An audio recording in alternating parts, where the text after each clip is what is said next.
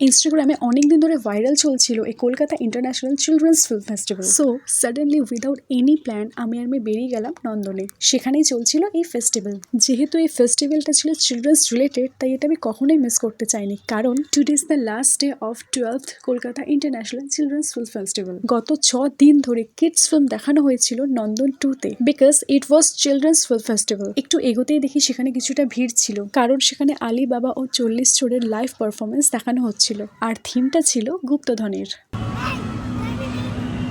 তখন কিউট রাক্ষসের গলায় কথাটা ভেসে উঠল। আর হঠাৎ তখনই দেখলাম দেবের গাড়ি সামনে দাঁড়িয়ে আছে। অ্যান্ড ইয়েস, রবীন্দ্র সদনে দেব এসেছিল, কারণ দেবের প্রযোজিত ফিল্ম হবুচন্দ্র রাজা গবুচন্দ্র মন্ত্রী, যেটা প্রথমবার থিয়েটারে দেখানো হয়েছিল, তারই ভিজিটে এসেছিল দেব।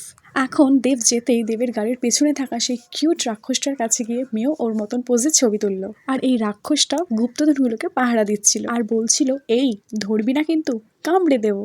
এরপর চলে গিয়েছিলাম নন্দনের অন্যান্য দিকে। সেই সব জায়গাগুলোতে ঘুরে আমার মেয়ে খুবই মজা পেয়েছে।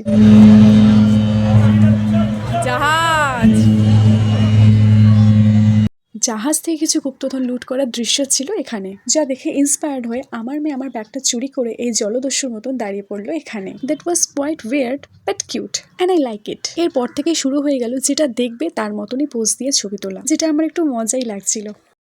নন্দনে চলছিল বাচ্চাদের জন্য অনেকগুলো ছোটদের ছবি, তাও সেটা একদম ফ্রি। এখন মেয়ে চলে গেল একটা জিপ সাফারিতে, এবং এই সাফারিটা ছিল একদমই ফ্রি, শুধুমাত্র বাচ্চাদের জন্য, যেটা চড়ে বাচ্চারা খুবই আনন্দ পেয়েছিল। এরপর সেখান থেকে ঘুরতে ঘুরতে চলে গেলাম সেখানে থাকা কিছু স্টলে। ফার্স্ট স্টলে দিচ্ছিল কিছু ফ্রি মাস্ক, যেমন Tenida, Shrek, Feluda, Spiderman, Tintin, only for children's. আমার মেয়ে পছন্দ করে এনেছিল স্পাইডারম্যানের মাস্ক এবং টিনটিনের মাস্ক, এবং পরে মনে করে ওর দাদার জন্য একটা স্পাইডারম্যানের মাস্ক নিয়েছিল। পাশে থাকা বুক স্টলে কিন্তু ও একটুও যায়নি, গিয়েছিল এসব ম্যাজিক টিকিট স্টলে। সেখান থেকে গেলাম টিকিট ঘরের সামনে, যেখানে ও মাস্কগুলোকে নিয়ে কিছুটা অ্যাক্ট দেখাচ্ছিল।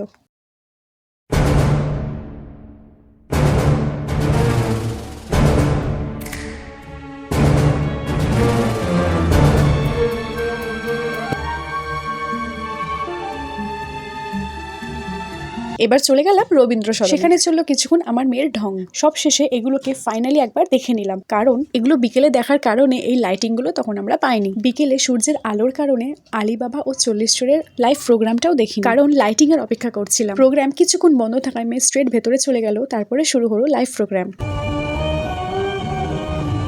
এরপর চলে গেলাম গুপ্তধনের সন্ধানে শিশু কিশোর একাডেমিতে, যার ভেতরে কিছু ক্যারেক্টার্স রয়েছে যারা গুপ্তধনের সঙ্গে ওতপ্রোতভাবে জড়িয়ে। জাহাজে করে যারা গুপ্তধনের সন্ধানে বেরোতো, তাদের কাছে যা যা জিনিসগুলো থাকতো সেগুলো এখানে সাজানো রয়েছে, কিন্তু প্রত্যেকটা ফেক, অরিজিনাল নয়। প্রত্যেকটা জিনিস এতটাই রিয়েলিস্টিক যে সবাই কিন্তু দেখে গুলিয়ে ফেলো না। সেখানে ছিল বড় বড় দুটো বই, ম্যাপ, দিক নির্দেশক যন্ত্র আর শিপ ক্যাপ্টেন স্পাই গ্লাস। সেখান থেকে এগিয়ে গেলাম সামনে এগোতেই দেখি সিঁড়ির কাছে আছে মোহরে ভরা কলসি, which was absolutely artificial. একটু ওপরে উঠতেই দেখলাম দুজনের কাট আউট, আর এতক্ষণে জানলাম আমি কোথায় গুপ্তধন, আর চলে গেলাম সেই গুপ্তধনের কাছে। গুপ্তধন খুঁজতে খুঁজতে ফাইনালি যখন গুপ্তধন পাওয়া গেল, আমার মেয়ে তো আনন্দে আত্মহারা হয়ে গেছিল। নিচে পড়ে থাকা মোহর, হিরে, মণি, মাণিক্য নিয়ে আমার মেয়ে তো রীতিমতন সেখানে খেলছিল, যেটা নিয়ে এসে এবার আমাকে দেখাচ্ছিল। গুপ্তধনের সন্ধান শেষ হয়ে গেলে 12th Kolkata international children's film ফেস্টিভ্যালকে টাটা বলে নন্দন থেকে চলে গেলাম বাড়িতে। দিনটা আমার আর আমার মেয়ের খুব মজায় কেটেছিল। নেক্সট ইয়ার আমি মেয়েকে নিয়ে অবশ্যই আসবো, তাই তোমাদেরকেও বলতে চাই শুভরাত্রি।